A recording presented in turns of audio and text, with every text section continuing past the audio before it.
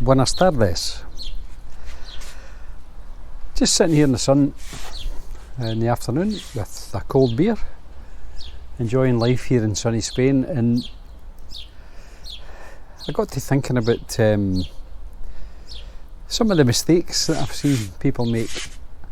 We're here, as you know, just over 2 years now, and we've met quite a lot of people now, and having a chat with them, there seems to be some common mistakes that people make. So in this video I thought I would run through my top 10 mistakes that British people make when they come to live in Spain. So I hope you agree, and if not, let me know in the comments.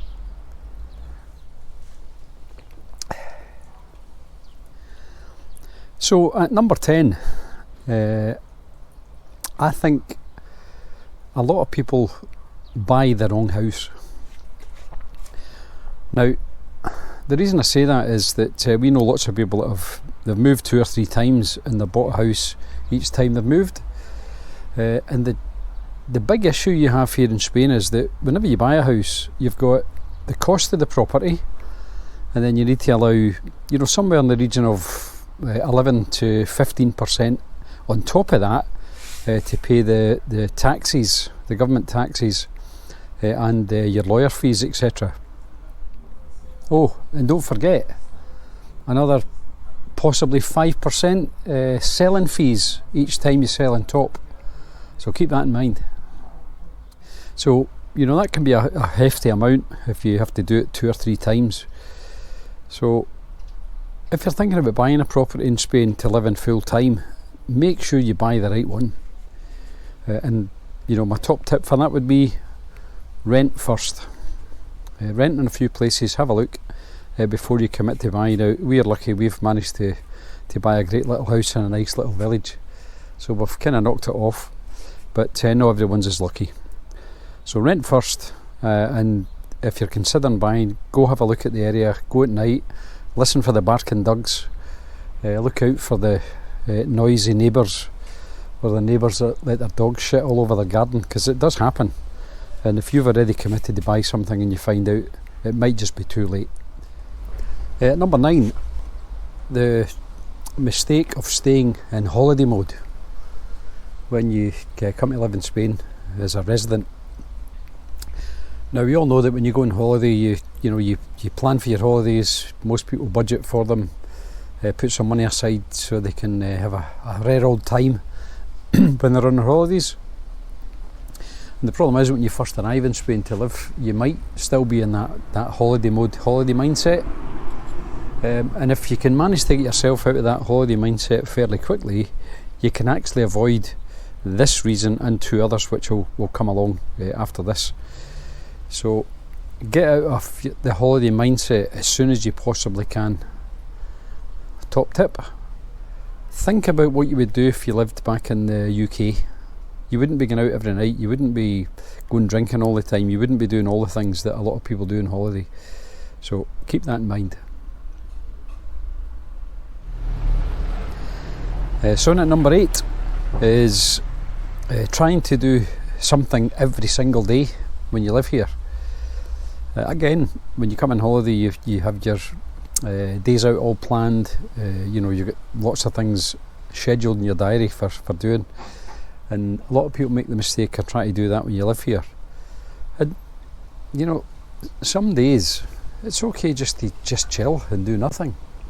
Just sit and read a book, or go by the community pool and just lie there. For example, we just had a wander down the beach today for a few hours to just lie in the sunshine and have a beer or 2, just with some friends. So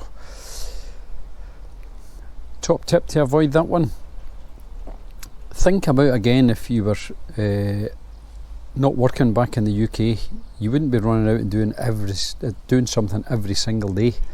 So you've got to keep that in mind when you live here full time as well. Sometimes it's okay just to do nothing. At number 7, falling asleep in the afternoon. For some reason, lots of British people that I know get into the habit of having a wee snooze in the afternoons. And they always say, well, that's because it's the siesta. All the Spanish have a siesta in the afternoon, so we should do it too. The siesta is traditionally when the Spanish have their late lunch, because it's so hot in the afternoons. They all take shelter in the shade. But for some reason, the British people think they all go for a sleep. And very few do. Most of them you'll see in restaurants and bars. So avoid sleeping in the afternoon. And my top tip to do that is get a good sleep at night, get up in the morning, have a hearty breakfast, and do something with your day, but don't lie around in the sunshine all day, every day, because you'll soon get tired and you'll want to have a wee snooze. So try and avoid sleeping in the afternoons if you can. So at number 6 in my top 10 is people make the mistake of eating out too often. And again, I said if you can get out of holiday mode, you'll avoid this. But lots of people fall into the trap of going out to restaurants every single night and go for the lunch every single day and go for the breakfast every day. So they eat out and eat out and eat out all the time. Now, if you're a multi-millionaire and you've got plenty of money in your bank, that might be fine. But the reality is that most of us who come to Spain to live are living on a budget. In our case, we're living on savings. However, state pension kicks in this month, so I'll be in the money. We can splash out a bit more. So it does, whilst eating out is cheap, if you do it every single night, it soon eats into your budget. So top tip, go to the supermarket. Cook food like you would back in home, back in Scotland, back in the UK. Cook your dinners, have barbecues, have salads. It's all great stuff to eat. And top tip, have lots of barbecues. They are absolutely awesome in the sunshine because the weather's so good. So in at number 5 on my top 10, as I have a small beer in the sunshine, people fall into the habit of drinking too much. It's too easy here with the price of drink being so cheap. You just go out of an afternoon and have a couple of beers or a few glasses of wine with friends, and you socialise a lot here. But you really have to try and temper your drinking. I'm sitting having a cold beer here in the afternoon, but that's fine. It's not something I do every single day. We tend to go out on a Tuesday afternoon with some friends, and then we go out on a Saturday night. But other than that, we don't really get into the habit of the drink culture that you see lots of people doing. And all you've got to do is look around you at the number of fat bellies that are around, particularly on British people compared to Spanish. There's a lot of people with those big fat beer bellies on them, and you really must do better. Stop bloody drinking as much as you do. So top tip, go out and have some water, have a soft drink. Have a coffee, do something different other than drink. You don't have to drink all the time. So number 4, lots of people underestimate how much it costs to have a social life here, because you look at menu del dias for our little Roda bar here is a menu del dia, 2-course lunch with your bread and water for €6. You get menu del dias for the evening at sort of €14, so it's really, really cheap.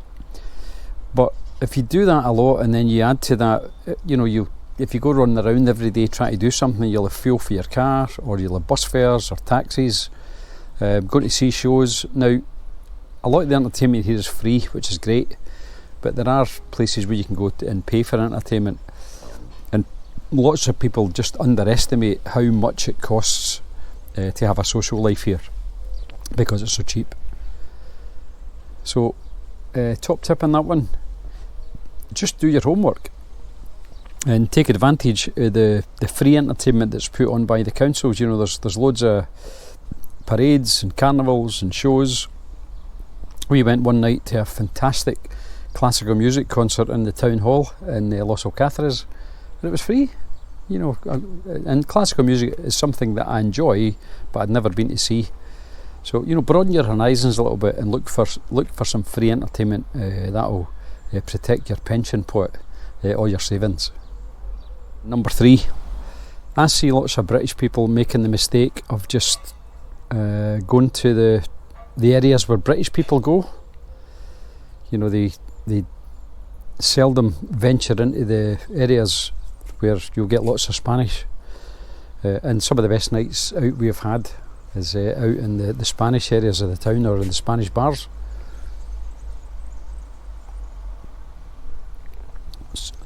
So, you know, have a look and see what's going on. Look at where the Spanish go, and if you've got local bars, you know, just mingle with the Spanish people and get to know them. They're really friendly and helpful.